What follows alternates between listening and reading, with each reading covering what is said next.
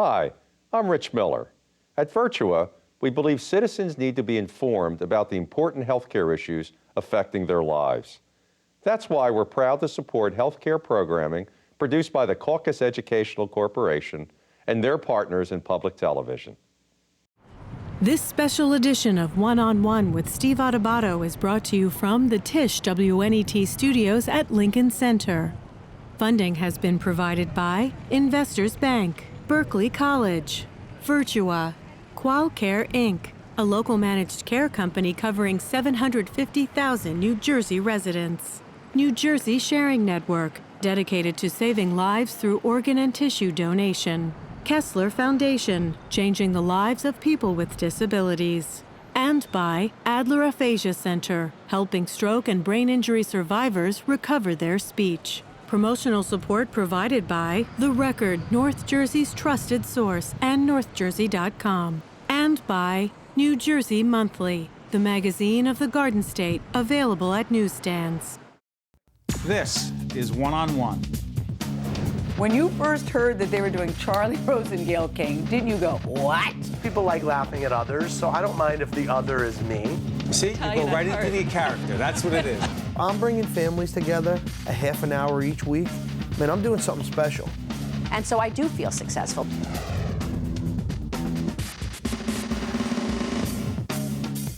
Hi, I'm Steve Adubato here in the heart of Manhattan at Lincoln Center, the Tisch WNET studio. It is my honor and my pleasure to welcome Chris Cuomo. How you doing? Being with you, how could it be better? I'm a big fan. I love watching you. Pleasure to be here. Thank you. Well, it's an honor to have you. By the way, what time people check you out? 6 to 9 Eastern. 6 to 9 Eastern. It does not shift for the West Coast. I did not know that when I signed up, Steve, but it's, 24-hour news. The show's called New Day, 5 days a week, 6 to 9 a.m. What time you up? At 3. 3. Doing what? Other than working out. You work Too out much in the morning, and not right? enough. No, I go afterwards. I've had to completely change my lifestyle because of exhaustion. Describe it. A little bit of age also. It's very family friendly. Christina and I have young kids, 5, 9, 12. So it's great for that. I'm at all the things I used to miss when I was at ABC News doing 2020, which I loved, but I couldn't see the little things. I wasn't there for the 2 o'clock, the 3 o'clock, because I was at work or I was on the road. So I get to be with my kids all the time. I get to pick them up from school. It's awesome. Training-wise, working out, I don't have the time to recover. So I can't do the kind of working out I used to do because I'm just too tired all the time. I got to go to bed earlier. I can't go for those big steak dinners that, big shots like you like at night. Yeah. I can't do it. And I got to nap. I nap during the day. My father and I used to have nap contests because he was the only other human being who was alive when I was going to work in the morning, So I would call him on the way to work in the morning. He was a great source of comfort. And he napped. He was a big napper. So he taught me how to nap doing yoga breathing. Your dad taught you that? Yeah. He's been doing yoga for 35 years. Ahead of his time before, and even when it comes to that. I tell you this before we get on the air. I have to say this publicly. I've been doing this for a long time. In fact, interviewed you, one of the first interviews you did when we were with Comcast. We were the Comcast network. You took me down. You were vicious. Get out of here. It scarred me. I haven't done another interview like this since. You recovered just fine. Most significant interview I've ever done in 28 years in this business was in 2002 with your dad. And, well, I'm sure you hear from a lot of people about your dad. He's a giant in so many ways and impacted so many people and just made a great contribution to this country. Oh, it's nice of you to say it. And it matters coming from you because, you got the O at the end of your name and my father was a fan of yours and he took pride in seeing people, from extended family, from Italian Americans doing well, doing it with integrity, asking the questions you have to ask, doing it with class, and you check all those boxes. And that's why I'm sure that he blew through every time break that you had when you were interviewing him, but that's the price of talking to Pop. But it's nice of you to say that. And you know what? It helps to hear people remember Pop at his best. It really does help, honestly. Real quick, the Italian-American piece for you means what? Everything. I believe in ethnic identity. I don't forget what happened to my grandparents when they came here. I'm not saying that it makes us akin to the African American experience, but I know that my grandparents felt less than because they didn't speak English, because they felt unaccepted. I know how afraid they were for my father. They kept him in the store in the back. He didn't speak English until he was 8 years old. He got pretty good at it, but he didn't start that way.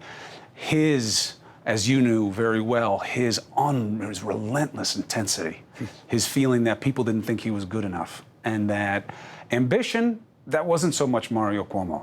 That's why he had trouble with the understanding of why people wanted him to take the court. Why should he be president? He didn't see himself that way. He was cursed with humility as a politician. Cursed. Because they're not humble people. You know what I mean? They're about the ambition. They're about wanting more. They're about how they can get it and what it takes. That's the nature of that game. That's not what he was. What he was competitive. Adubato thinks he can take me. You know, Not in Adubato wants to play basketball. one. Forget it. You know, but everything was like Elbows. that. But that was that ethnic pride. Yeah. You're not better than me. You think you're better than me? That's a mistake. If you ask me if I think I'm good, I'm nothing special, but I'm better than you. You know, that's how he was, and I carry that. You do. This business, for you, it's interesting. You have a legal background. I do. You opt to go into this business, and you start out at Fox, and you go to ABC, and you're now here at CNN. Describe CNN, describe the morning, wars is a ridiculous way to describe it. Describe morning television and how you fit into it. Here's the good news. I'm one of the people who has the blessing of saying, I love what I do. I'm doing exactly what I want to be doing. I talk about what I want, how I want, when I want, and where I want. It's an amazing opportunity that CNN, specifically Jeff Zucker, gave to me when he came over. Absolutely, he is the boss, el capo de tutti capi. That's right. So he gave me that opportunity. I love it. And we're allowed to test positions over a course of time with people, and that puts a lot of pressure on you. You know, make sure you know your stuff, but you know you have to want to do that if you want to be in that level of the business. So that's great. I get to be a witness to history. That's great. CNN has a tremendous brand that is based in taking things seriously and committing to telling a story over time, which, as we know, the business compromises more and more all the time. So that's been great. But it is bittersweet because ABC News was like family to me. I was there for 13 years, started off just doing pieces, wound up having such tremendous opportunities to work in the morning and at night, and they were so good, Steve. The people there are so talented, and I miss them because you know this business is very intimate. People don't get that when you're on the road and bad stuff happens and it's me and you there together, you have that bond that doesn't go away. You took care of me in those moments. It doesn't go away. So that was tough, but I love where I am. I don't know what I would change. It's interesting you say that. You talk about relationships. We're here at the WNET studio. It's gorgeous, by the way. It is, and we thank our boss, Neil Shapiro. He's a good man, good man. He sure is. But it's also the people here, the people on the crew, our producers behind the scenes, and I've seen you out on the streets in Baltimore or Ferguson and other places, and I've actually seen you seen and heard you acknowledge the people you're out there with in particularly dangerous situations. That's a real bond. Well, I also think it's just decency. You know, there's a conceit in this business that it's all about you, right? Yeah, that's like, you know, you don't do a damn thing. You stand in front of the camera and you do what's obvious when you're in live coverage. And you try as much as you can to not make it about you while being a conduit for the experience for those who cannot be there. So you have this photographer who's there, who is blind to the situation except what they're seeing through their aperture, you know? So this man or woman is taking a huge risk because I'm aware to see who's coming at me and, you know, what's going on and what are the police doing, what are these guys doing. He can't, she can't. And they're there with you. They work longer, they work harder, they care about you more than you care about yourself. The producer's the same thing. It does not get done well if people don't help you do it. And unfortunately, some people learn that lesson the hard way. I was very lucky coming into it that I knew I needed everybody around me. And it's the best gift you can have is good people around you. Chris, your role, you know, on the streets, whether in Baltimore or Ferguson, but those are the two things that stick in my mind most recently. We're taping this at the end of June 2015, and it'll be seen after. When you're there, in those tense situations, and the police and the community out there, do you ever say to yourself, we're in the way? We're in the way. But I know we have a story to tell. I don't see, that's a great question. I think that is probably the right question, but that's not the one I'm asking myself. Because what brings me to those things those situations is not this bloodlust of, oh, wow, well, this is going to rate. It's risky to be in those situations. I am not a cowboy. I have been to Iraq, Afghanistan, Pakistan several times, Turkey, lots of different places where bad things were happening all around this world. I do not go there lightly. I do not encourage people to go lightly. I think that there's this bogus sense of chops that you get by being in a bad situation. There are specialists. Those are people who take a price that people don't understand. And I understand it a little bit. Ferguson, Baltimore, why do you go? It's not because I'm in the way. You have to be there. People do not get what's going on if they're just hearing one side of the story. I love the cops. They're close to me in many different ways. I believe in their job. They should not be maligned. However, this situation going on about poverty and about the social contract between police, government, and the impoverished is real and it's raw, and you have to be there. There's no other way to understand it. And people have all of these misperceptions about what is going into these stories, and they rely on facts and half facts and the process isn't always perfect. I think we have to be there. What are we seeing with this Confederate flag right now with South Carolina? Steve, this is a no-brainer, what happened in that church. You know exactly why this kid went in there. This man, 21 years old, terrorist, went in there, committed his hate crime. People are saying it's not a hate crime, and if it is, it's against Christians. And why is everything about race? And why are you so upset about this flag? Our culture, I don't think, has ever been tested the way it's being tested right now. And every one of these stories matters because it gives you a chance to think about, who are we? What do we value? What are we about? That's what the stories are about. Chris, what's so interesting? Just a couple hours ago, Al Sharpton, sitting right where you are, and I asked him this question I'm going to ask you. I asked, in all the research, blacks and whites will often see a situation involving often a white cop and someone who happens to be black, sometimes a kid, sometimes someone older, in such different ways, not across the board, but very often. See race relations, see those incidents so differently through a different prism. Why do you think we do? I think we have different formative experiences. I think that... Even though we see the same videotape? That's right, because you understand different aspects of what the motivations are on that tape, to the extent that people are going to see it differently. A lot of people will see it the same way. Generationally, we thought it would get better. Some recent numbers came out, suggest no, it's about flat. It's a little bit better, but just incremental, and that lets you know the nature of change. I think the danger is this. People see things differently. That's why we have an out-of-bottle, so that you can say, here's what happened on this side, here's what happened on that side, here's what works on both sides of these rationales. Now you figure it out for yourself. We're not getting that in the media as much as we used to. Why? It's hard, and it doesn't sell as well. The danger is journalism that is actually masked agenda. When I'm telling you things that are supposed to be objective and valuable, but they are actually just motivating one point of view, it's very dangerous for two reasons. One, it's misleading. Two, it is often feeding the appetite that already exists. It's not good for people to only hear what they like. Which is why, excuse me, Chris, for interrupting, but a lot of folks do go to particular channels because that is what they already are led to believe, and they're reinforced. Preaching to the converted. More so in cable. Absolutely. How do you avoid that? How do you? Because you're in it.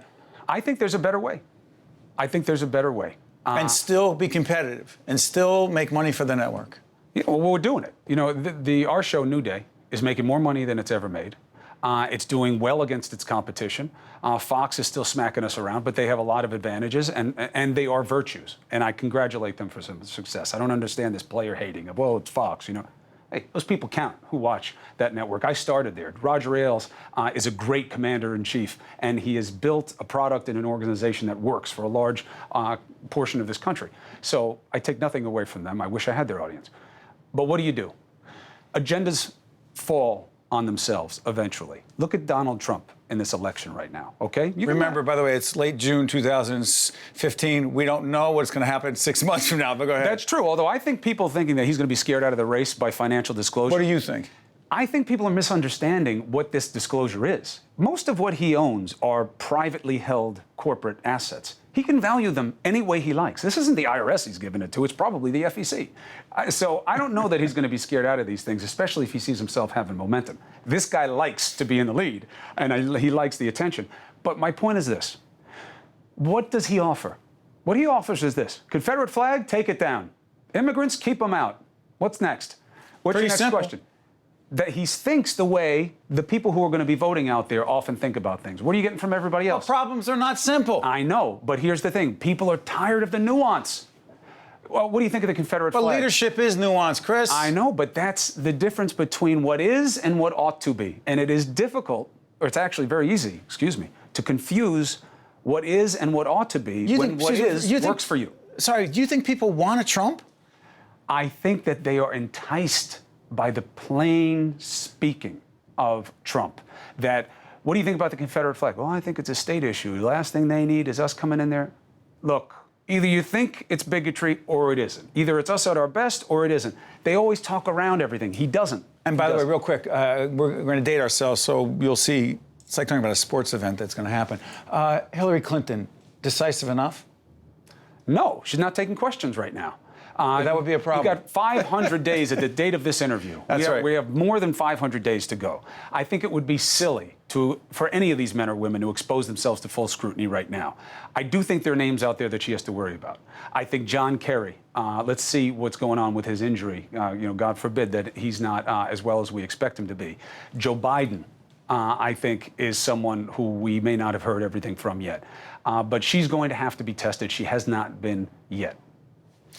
Good stuff. I want to thank you for taking the time to be with us. And we want to encourage everyone to check out your show. Again, what time is it again? New day, 6 to 9 in the morning out of Bada. I know you're not watching. You're in the gym. You watch me on mute. No, I do not. You watch me on mute. You hear Allison and Michaela. You turn the sound up. You put me on mute. I heard about it already. You have good co-anchors. They're good. I need them. Very good. Everybody needs a good support system. It's true. Chris, thank you. Best to your family. Thank you, brother. Okay. Appreciate it. All the best. Stay with us. This is One-on-One from the WNET Tisch studio right here, Lincoln Center. Thank you, buddy. To see more one-on-one with Steve Adubato programs, visit us online at steveadubato.org. If you would like to express an opinion, email us at info@caucusnj.org. Find us on Facebook at facebook.com/Steve Adubato PhD and follow us on Twitter at Steve Adubato. There he is, Tony Dovolani. Yeah, you said it right. And I thought he was Italian all these years, but you are, in fact? I'm Albanian from Kosovo, yeah. Yeah, from Kosovo. Came here at 15 years of age, Ballroom Dance Champion, Choreographer, Instructor, Dancing with the Stars, won in 2006. It's your 20th season. That was the 15th season you won, That's right? correct, yeah, that was the All-Star season. And you guys, you're in business. What's the other guy's name we had on the show? Maxim Shmerkovsky, yes, and Val as well, his brother. So we've been partners for a while. You, when you came here at 15, yeah. Describe the scene in Kosovo. Came directly from a war. In fact, I was outside waiting for my dad, and he came up and he literally said, wait here, get your brother, get him in a car. I'm going to go upstairs, get something. He picked up my sister, picked me up, picked my brother up, got in a car. We drove to Macedonia where my uncle met me, through enemy lines, the bullets flying, smoke bombs everywhere. We changed the registration of a car and drove through Belgrade to go to Slovenia and cross the border in Italy. Because the chief of police at the time was a friend of mine, friend of my dad's, and he said to him, take your kids and get out because they're coming after you. And so it was a little crazy. We had smoke bombs, we had bullets flying all around our schools, so it was not safe to start with. But that was a scary moment because I never even contemplated the fact that they might kill my dad. Religious wars. I wish it was, because then you'd have some sort of reasoning behind it. No real reason. No real. I mean, I guess land, wealth, because Kosovo's got a lot of minerals and like coal and silver. So, everything's over money. We'd like to blame religion in every war, but truth of the matter is money's involved. Yeah. You come here 15, and it's an incredible story, and you've worked so hard. Dancing with the Stars. Yeah. How does it happen? When I came to the United States, I have to take the long road because most people, it's hard to explain it in one sentence. I started working as a cook, as a busboy, as a dishwasher, whatever came my way. And as I was working as a cook, one of the other cooks got an invitation to a dance studio and threw it away. And I took it out of the garbage and I said, what is this? And he said, it's an invitation to a dance studio. I said, well, can you take me? So I walked in, I knew that's what I was gonna do for the rest of my life. And then I started competing for United States, representing United States all over the country, all over the world. And then I won my world title in 2005, which was the first time. And then I had done a movie, Shall We Dance, with Richard Gere and Jennifer Lopez. And all of a sudden, this guy calls me from England, says, we're bringing a show to United States. We want to know if you would be interested in being one of the instructors. I said, sure. And I had to turn him down the first season because I was defending my world title. But the second season, I thought I'd try it out. It was Stacy Keibler that I was partnered up with. And I mean, how can you not love what you do when you're doing something like that? You love it. Absolutely. Even when you're dancing with non-professionals who are struggling? Oh, yeah. Well, that's, you know, the true mark of a teacher is taking somebody that's never learned how to dance or does not think they can learn how to dance, and you teach them how to dance. So the fact that they give me, sometimes I call them the projects, I'm cool with that. You know, I want to help them. I want to teach them to dance. I want to inspire others to get up and go learn how to dance, because life without dance is boring, you know?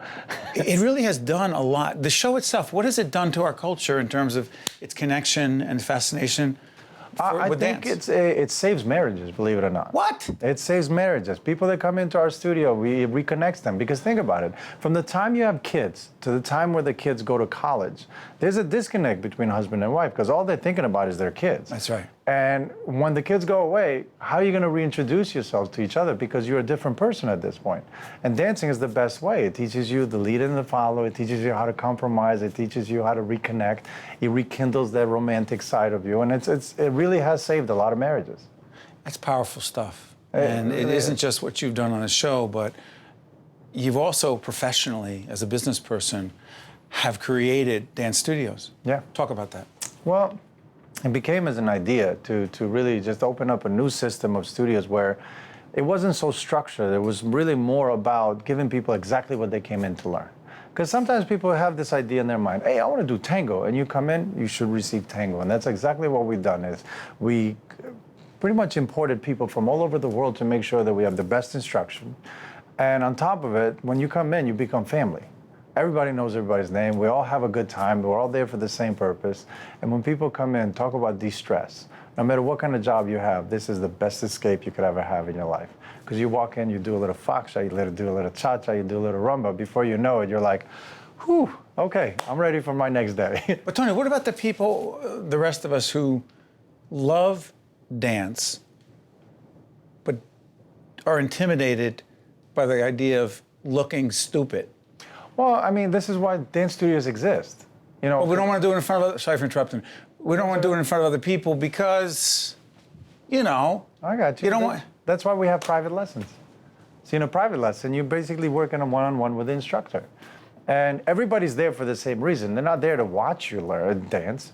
They're there to learn for themselves. And you might think you're the only one that's insecure. Everybody in that place is insecure. That's why they're there, to learn how to dance and learn how to get comfortable with their body. And it's also, one thing you're forgetting is it's the best exercise. What a you could great ever workout, have. right? Yeah. Tell people why it's a great workout. For those of us who do the same routine every day, Well, which I because do. it works on the firing muscles, the very muscles that we forget about.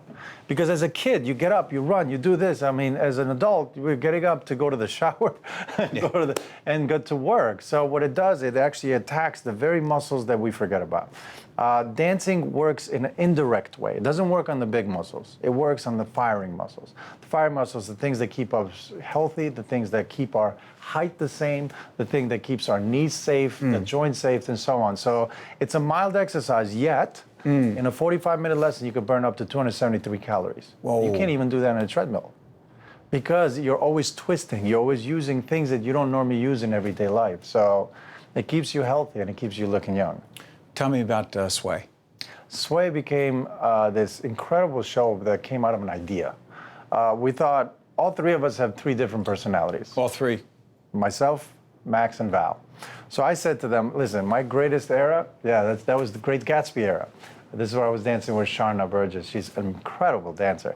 So we decided we're going to try to take each one of us and, you know, represent an era. I decided 1930s, 1940s, really make it like a story-based thing where it was like the Rainbow Room, where the gentleman comes in and looks for his loved one, and he sees a girl and chases the girl, and it's all about that. And it becomes very Fred and Ginger. You know, and then you. Fred Astaire, Ginger Rogers. That's right. Old That's right. school. We have to clarify because a lot of people don't know who Fred. I was going to say. That's so true. It's a funny story. I told Stacy Keebler, I said, "You have legs just like Sid Charisse." She goes, "Who's that?" She didn't say that. We meet George Clooney when they were together. Never told her. No, apparently Okay, not. okay, go ahead. Go ahead. Apparently not. But and then we continued to the urban side, which Val loves the hip hop. He loves the very reggaeton type of feeling. So, and then from there we go to Max's section, which is very Latin driven. And at the end, it all comes together. What I've realized is that, because I didn't know this until this last show, however many shows we've had people come and watch every single one. Really? And I asked them, like, why? You've seen it? No. There's something different that I see every time because there's so much going on stage. It's so entertaining that I feel like I'm missing something every time I watch it. I can't help but come back. Excuse me, about a minute left. Where can people check it out, Tom? They can check it out on Dance With Me USA. Also, Sway, which is sway.com. And where are you traveling? Where are you traveling to? Well, we kept it mainly in New York, and now all of a sudden we're getting a lot of requests everywhere, so we're going to try Miami next, which is December 3rd through 6th. You love this. I absolutely do. I mean, is it work? Work is work. I mean, because it's not easy. But this passion in you is as strong as ever. Well, because how can you not? To me, it's like dance keeps you young. I'm 41 years old, about to be 42 in July. For me, this is all about living life exactly how you intend to do. What happens to kids? The dreams go away as they get older. Well, I try to keep those dreams alive because I like dreaming. Because so far, I'm living a dream. Listen, you came here at 15, and we can't even comprehend what you left. But we're glad you came here because you're bringing a lot of people a lot of joy. And you got me thinking, I'm going to force my wife to go to a local dance studio. Listen, you have to. I appreciate it. We would love to have you there. Great stuff. Thank you, Tom. My pleasure. One on One with Steve Adubato has been a production of the Caucus Educational Corporation, celebrating over 25 years of broadcast excellence. This special edition of One on One with Steve Adubato is brought to you from the Tisch WNET studios at Lincoln Center. Funding has been provided by Investors Bank, Berkeley College, Virtua, Qualcare Inc., New Jersey Sharing Network, Kessler Foundation, and by Adler Aphasia Center. Transportation provided by Airbrook Limousine, serving the metropolitan New York, New Jersey area.